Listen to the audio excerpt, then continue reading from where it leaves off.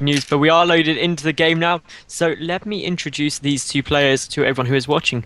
In the top right position of Entomb Valley, we do have the orange Protoss player playing for Team KS, which I don't know what that stands for. It is Knights, I believe. Knight. Okay, so playing for Knight, we do have Moby1.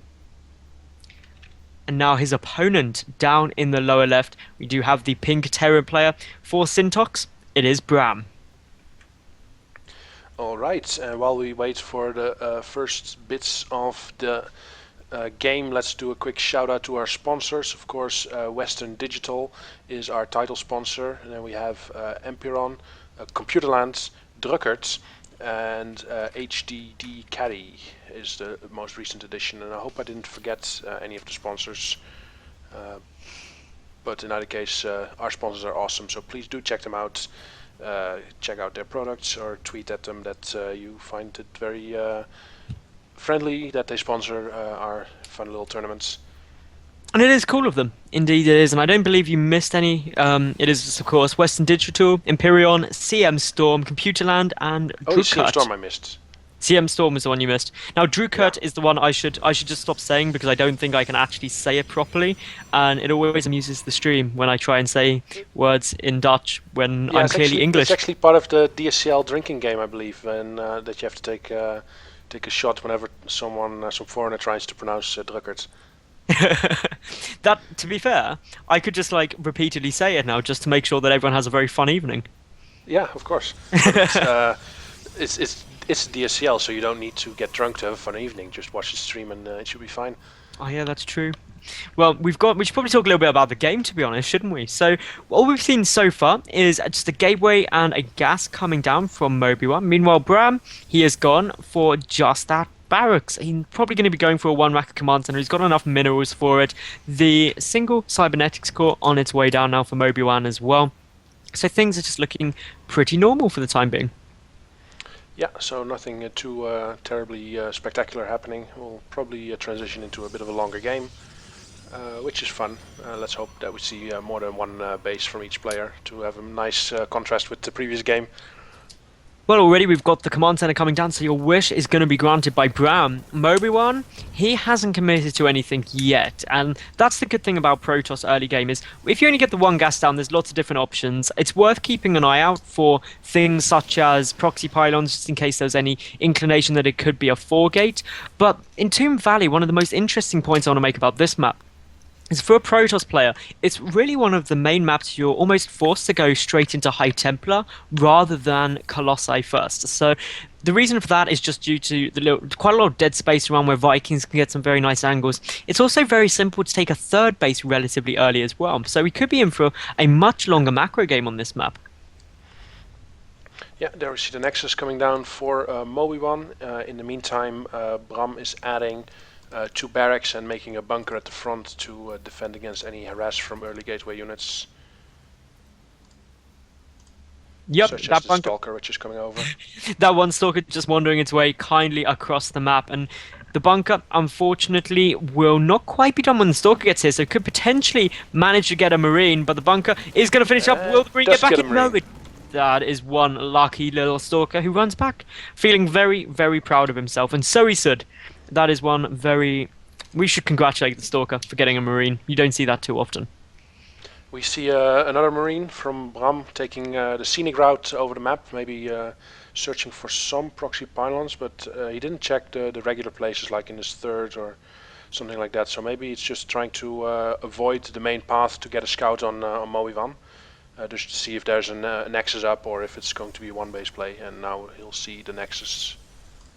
He will see a complete, see no probes mining as of yet, which just gives away that actually this is only just complete, which is very nice for timings. And a probe could even potentially go down here if Moby1 doesn't pull back in time, and one probe does now fall. Are we going to see 2? Because that would be absolutely brilliant for this little marine. And where's all the attention of Moby1 at the moment? It looks like he's just warping in some units, but we already see this very, very good marine has got 4 kills on it. That is incredibly useful and just means that it's more than adequately paid for itself there. And so the Stalker is just looking ready to come up into the natural base. We've got a second bunker getting chucked down by Bram, clearly anticipating some gateway pressure. There are three gates getting chrono boosted out. He hasn't seen the proxy pylon yet though, and therefore he is just assuming that there's just going to be some follow-up pressure. But this could potentially do quite a lot, especially if the force fields are good, denying the repair on the bunkers. But a good number of Marines are out, and one just scouting forward gets a good scout out on the army.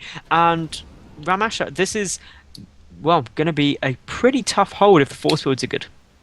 Yeah, so it's going to really depend on the force field. There's only one zealot, so there's not much to actually tank the damage. Here, first force field goes down, and the first bunker does get killed quite easily. Zealot is down, and the Marines are now chipping away at the Stalkers and the sentries, retreating to the next bunker. And that was already some really good damage. Those force fields were really good denying the repair. But just getting a couple of kills without losing any units is obviously going to be very beneficial. But that second bunker is a long way back. And my concern is Mobywan is just going to try and sneak up straight into the main. Yeah, we saw that the Marine already got shot trying to get out of the main. So the rally is now blocked by Mobywan. And here we get the second engagement. And the pullback. Yeah, they are going to pull back. The second bunker now coming down by that ram just means they won't be able to do much. But the important thing for Mobywan is he did a good amount of damage. He's delayed a lot of mining time with the pulled SCVs. And all while behind this, he's just been happily getting more and more probes out. He's taken a slight lead in terms of the worker count, and he has his robotics facility coming down behind this. So all in all, I would say that was a very good push and something that Mobywan should be fairly happy with. Yeah, if we look at the supplies, we see that the worker supply is actually rather even. It's 45 for Bram against 47 for Mobywan. And army supply is slightly in the lead for Mobywan. So he did get out ahead a little bit, at least in the army count. But of course the Terran can use his mules to compensate for the slightly lower worker counts. Now we've got a very important timing coming up very shortly, and that is that STIM has just completed. We've also got +1 infantry weapons on its way, but we have got an exceptionally large number of barracks out for this stage of the game, already sitting there up at 7 racks. That, with a +1 combat shield STIM timing push of pure Marines, can be very potent indeed. And behind this, Mobywan just trying to greedily take his third base, which of course on Entombed is a staple of play. If you look at the natural for Bram, you see that there's a lot of SCVs mining there. It's better now that some are building, but the main, I guess he has spread them out a bit better. But just a minute ago there were maybe 24 SCVs mining on the minerals in the natural, but only maybe 10 in the main, so his income was quite imbalanced. But he seems to have corrected that issue. Now, what we're seeing is that the third is being constructed by Bram as well, just not over in the third base location yet. We'll probably get floated. The pylon coming down for Mobywan at the third base, that's just going to allow him to get a complete wall off, and that just helps you defend it very easily. It's why Protoss players can take this greedy base. We saw that the robotics facility came down, but it was purely in order to get out some observers, and now the Colossi is on its way, but we've also got the Twilight Council starting very early, so this could be a very fast tech switch into High Templar. He does have a robotics bay, and he's getting extended thermal lens, so I don't think he's going to really tech switch very quickly. Sometimes you see people, Protoss making one Colossus, showing it to their opponent, and then switching into a Templar without even getting extended thermal lens. But the fact that Mobywan is getting the range upgrade for his Colossi indicates that he probably does want to make use of the Colossus other than just to fake out his opponent.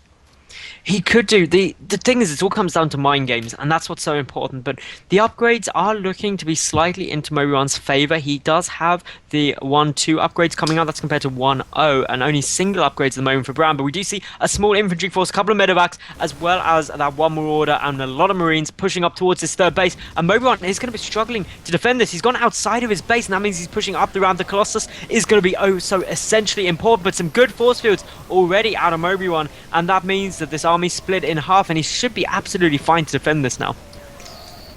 Yeah, the army for Bram was really stuck once he moved up the ramp, and Mobywan's army was on the low ground. So Mobywan just had to wait for the right moment to engage, and that he did. Now he's cleaned up most of the army. Medevac's trying to get out. They don't have the speed booster yet that they'll get in Heart of the Swarm, but with no Stalkers giving chase, they will be able to leave, and that's 8 Marines and 2 Medevacs from that entire army being able to make it home and report to the bosses. And they will report only bad news, unfortunately. We see that in the units lost tab, Bram has lost over 1,000 more resources. These medevacs have stopped down at the bottom right of the map. And did the Stalkers see them? The Stalkers turn No. around. Oh, Oh, he was that could almost have been there. so big if he'd managed to snipe those off. But now, Mobywan, he's going for the counter aggression. All the units marching straight across the map. And as such, this is going to be a tough push to hold. Yeah, if we look at the supply, it's 145 for Mobywan against 128 for Bram, so there's definitely supply lead for Mobywan. Here we have the engagement. And well, those Colossi... Some good chips of the army. Yeah, they're doing some nice damage. Extended Thermal Lance really paying for itself now. The Vikings getting focused down by the Stalkers, delaying the speed at which those Colossi can get taken out. The third base now for Bram is being focused. Half of the infantry has already been killed. We're now looking at 145 supply to just 105. And as such, it looks like Mobywan is going to be able to take this. He's tech switching into High Templar behind this. But with this third orbital command already falling, that puts Mobywan a base up. He's sitting comfortably with a 20 worker lead and a very substantial army lead. And both Colossi still standing. And here we have probably the final engagement, and even before it ends, Bram calls GG and Mobywan moves on to the